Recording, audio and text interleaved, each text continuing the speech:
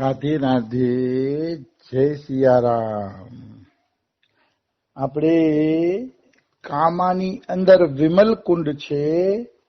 એ વિમલ કુંડની અંદર જય કૃષ્ણદાસ બાબા એક સંત થઈ ગયા છે, મહાપુરુષ થઈ ગયા છે. એ જય કૃષ્ણદાસ બાબાનું ચરિત્ર ચાલે છે. હા, એના ચરિત્રમાં આપણે આગળ વધીએ તો જય કૃષ્ણદાસ બાબા કામવનમાં થઈ ગયા, ને કામવન છે ને એ ભરતપુર જિલ્લામાં આવ્યું. હા, રાજસ્થાનનો ભરતપુર જિલ્લો મથુરાને અડીને છે. હા, ત્યાં આવ્યું. તો એ ભરતપુરનો એક રાજા હતો, અને ઈ રાજાને જય કૃષ્ણદાસ બાબાની અંદર ખૂબ જ શ્રદ્ધા હતી.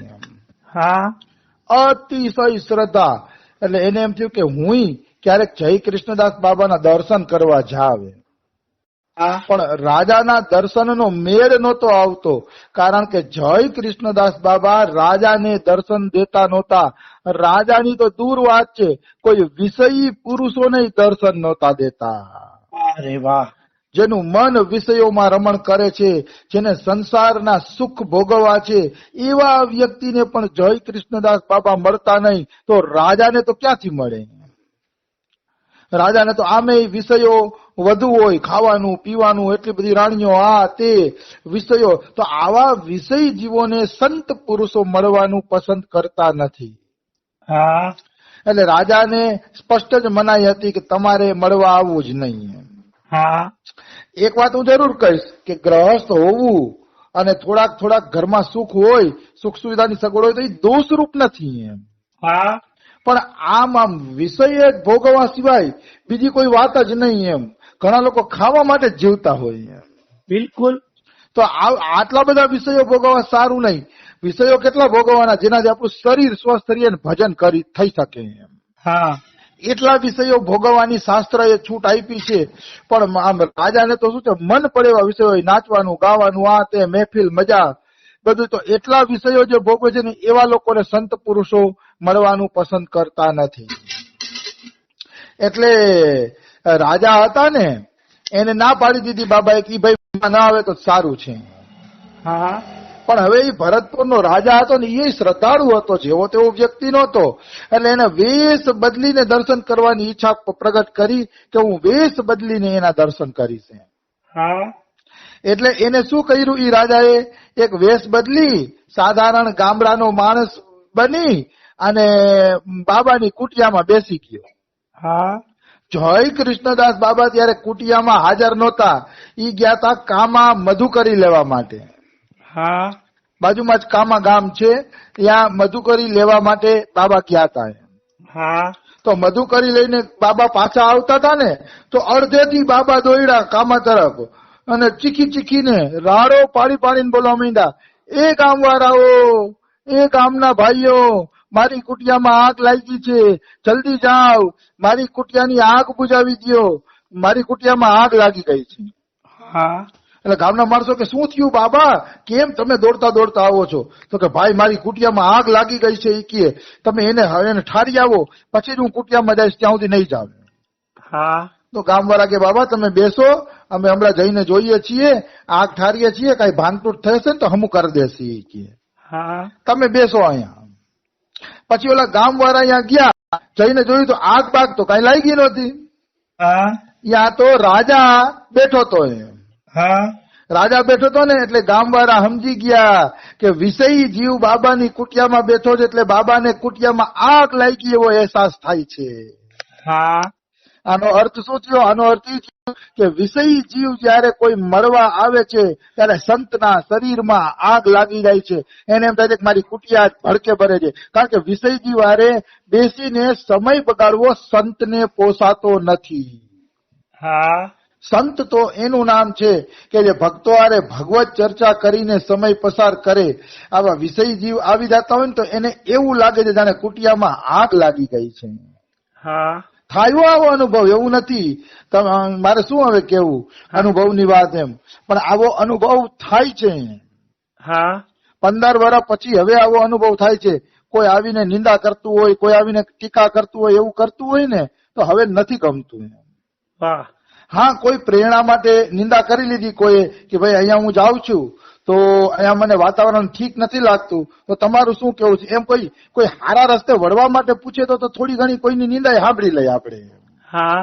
કે એના કલ્યાણ માટે, એ બિચારો ખોટે ફસાઈ ન જાય એટલા માટે તો થોડી ઘણી નિંદા સાંભળી લઈ. પણ ખાલી રાગ દ્વેષથી કોઈ નિંદા કરવા આવે, ઓલો આવો છે ને ઓલો આવો છે ને, તો હવે સમય દેવો ગમતો નથી. આ વાત અનુભવમાં આવે છે. વાહ વાહ વાહ. તો બધા ગામવાળાઓએ રાજાને સમજાવ્યા કે મહારાજ જાજી હઠ ન કરો, તમારી રાજ હઠ કરતા યોગી હઠ બળવાન છે. હા. જો તમે આ આશ્રમ છોડીને નહીં, આ કુટિયા છોડીને નહીં જાવ ને તો બાબા આ કુટિયામાં આવશે જ નહીં. એને છે ને દિવ્ય દ્રષ્ટિથી ખબર પડી ગઈ કે તમે કુટિયામાં આવી ગયા છો. હા. એટલે જ આગ લાગી એમ કહીને બાબા ભાગી ગયા છે. હા. તો રાજા પછી હટી જાય છે, કારણ કે સંતોને જાજા ક્રોધિત કરવા સારા નહીં. એટલે રાજા પછી પાછો પોતાના ઘરે વયો ગયો. પછી ગામવાળા આવ્યા, બાબા હાલો તમારી કુટિયાની આગ ઠરી ગઈ. હા. તો કે અચ્છા ચાલો. પછી બાબા આવ્યા બધું કર્યું. જ્યાં રાજા બેઠો હતો ને ત્યાં ગાયના ગોબરથી એને ચોકો લગાવ્યો. હા. ગાયના ગોબરથી એની જગ્યાને સાફ કરી અને પછી બાબા ભજનમાં બેઠા. હા. કારણ જ્યાં વિષય જીવ બેઠો હોય ને ત્યાંથી પણ વિષયના પરમાણુ ઉડીને અસર કરે છે આપણે. હા. એટલું બધું સહેલું નથી. માનો તમારા ઘરમાં કોઈ આવી અને 1 કલાક સંસારની વાતો કરી ગયો તો એ તમારી 1 કલાક નથી બગાડતો, તમારી 4-5 કલાક બગાડે છે. કારણ કે જ્યાં બેહીને વિષયની વાતો કરી ને કલાક એક, ત્યાંથી પછી 3-4 કલાક સુધી વિષયના પરમાણુ ફેલાશે તમારા ઘરમાં અને એ તમને ભજન નહીં કરવા દે. હા. આ બધી વાતો પરમ સત્ય છે. પણ જેને સાધના કરવી છે ને એને આ બધી વસ્તુનો અનુભવ થશે.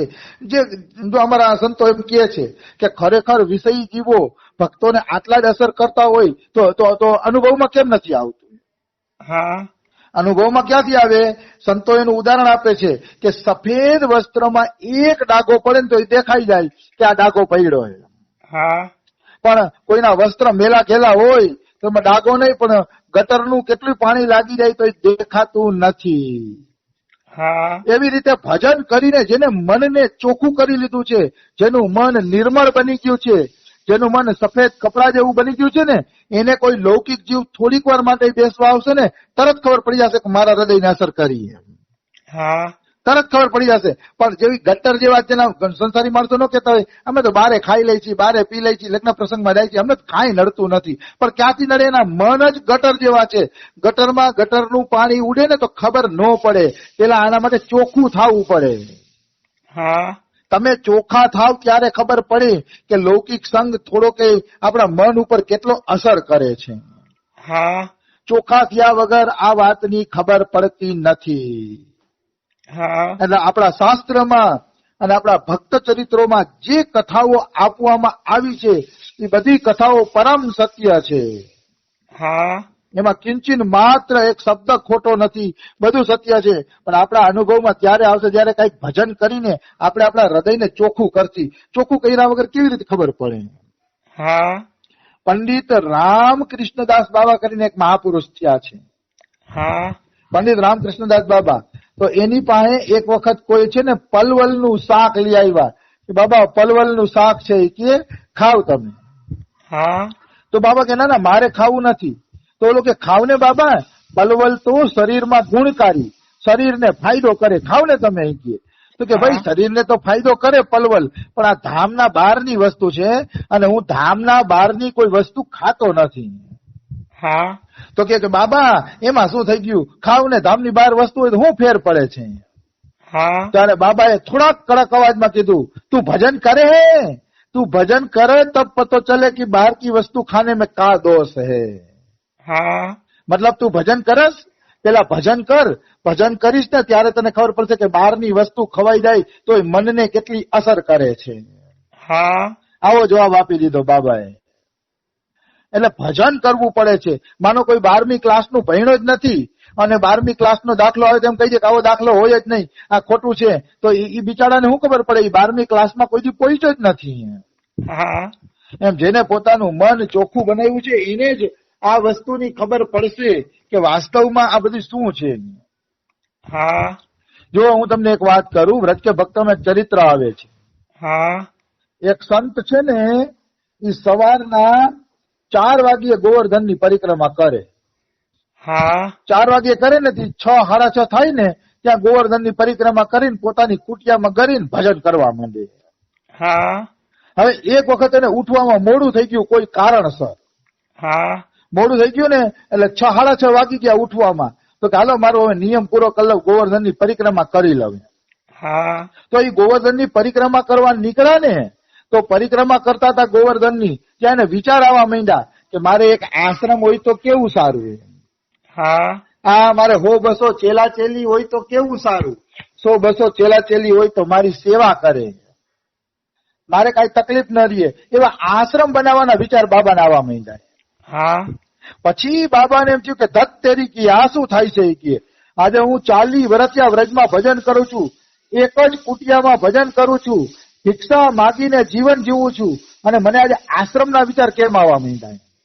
હા આવા આશ્રમ બનાવવાના વિચાર મને કેમ આવવા માંડ્યા? અને એને પાછળ ફરીને જોયું તો પાછળ એક શેઠ અને સંત આવતા હતા અને એ આશ્રમ બનાવવાની ચર્ચા કરતા હતા. શેઠ અને સંત હા ઈ આશ્રમ બનાવવાની ચર્ચા કરતા હતા. એના પરમાણુ ઉડીને બાબાને લાગ્યા તો બાબાને આશ્રમ બનાવવાના વિચાર આવવા માંડ્યા. હા તો એના શિષ્યો પૂછે છે કે ગુરુજી એના આશ્રમના વિચાર તમને આવવા માંડ્યા હતા? તો કે હા. તો કે લે ઓલા શેઠ ને તો વાતો કરતા હતા, એ આશ્રમ બનાવવાની વાતો કરતા હતા, એને તો એમ ન થયું કે આશ્રમ બનાવવા કરતા ભજન કરી લેવું જોઈએ? હા એને એવું કેમ ન થયું? તો કે બેટા ભજન કરીને જેનું હૃદય શુદ્ધ બને ને, એ શુદ્ધ હૃદયમાં દેખાય છે કે આ બધા વિચાર માયાના વિચાર છે, આવા વિચાર કરવા જોઈએ નહીં. આશ્રમ બનાવવું, ચેલા ચેલી બનાવવાને એવા વિચાર જ સંતને ન આવવા જોઈએ. સંતને એક જ વિચાર આવવો જોઈએ કે મારો ઈશ્વર મને ક્યારે મળે, વાહ વાહ વાહ. મારો ભગવાન મને ક્યારે મળે. એક જ વિચાર, ભગવાન મળ્યા પછી તમે આશ્રમ બનાવો, 2 નહીં 3 આશ્રમ બનાવો, પણ ભગવાન ન મળે ત્યાં સુધી એક પણ આશ્રમ બનવો ન જોઈએ આપણો. હા ઈશ્વર મળ્યા નથી ને આ પ્રપંચ ક્યાં ઉભો કરી લેવો આપણે? હા આવી વસ્તુ છે. તો કે બેટા મારું હૃદય ચોખ્ખું છે ને એટલે મને આમાં ખબર પડી ગઈ કે આ ગલત વિચાર છે. પણ એ શેઠ અને સંત